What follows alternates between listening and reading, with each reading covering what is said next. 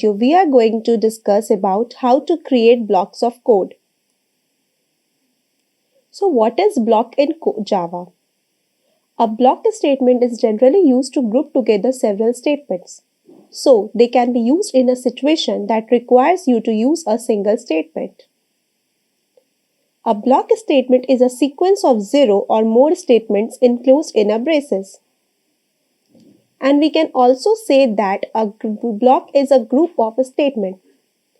Let's start with the types of block statement. So mainly there are two types of block statements in Java.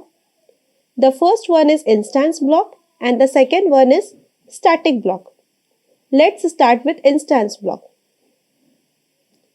Instance block is used to initialize the instance data member. It runs each time when object of the class is created. Instance block is used to perform some operations while assigning value to instance data member. For example, a for loop to fill a complex array or error handling, etc. Here is a code for instance block. The instance block starts with curly braces, and inside the curly braces we write all the things that we want to use in an instance block. Next is a static block. Java supports a special block called static block. It is also called as static clause, which can be used for static initialization of a class. This code inside a static block is executed only once, the first time the class is loaded into memory. Here is the code for a static block. The static block code will be start from static as a public access modifier, and then we used curly braces. Inside the curly braces we write all the things that we want in static block. So in this way we can use a static block and instance block. Let's see the example how to code the static block and instance block. How can we implement the static and instance block? First of all, we need a class, that is public class block. And inside the class statement, first of all, I make an instance block. So this is the structure of instance block. Inside the instance block, I simply write the print statement, and I write here instance block.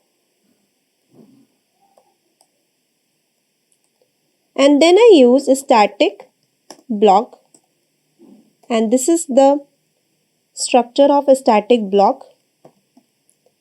And in static block I write the same thing and I print a statement, that is static block. And then I make a main method, public static void main string args.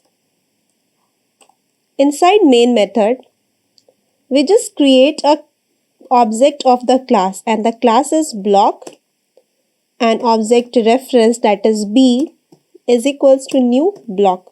New keyword is used to create the object of the class. In this way we can create the object of the class.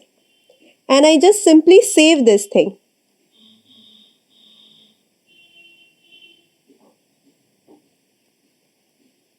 I can save it with the name of the class block.java, and on command prompt I have already opened the location where my program is saved, and I write simply Zavak block.java. And hence my program is compiled successfully, and the output of this program will be, first of all the static block will be executed, and then the initial instance block will be executed. Let's see. We just run the program by Java block. See, first static block is created and then instance block is generated. So in this way, we can achieve the static block and instance block code. Thank you.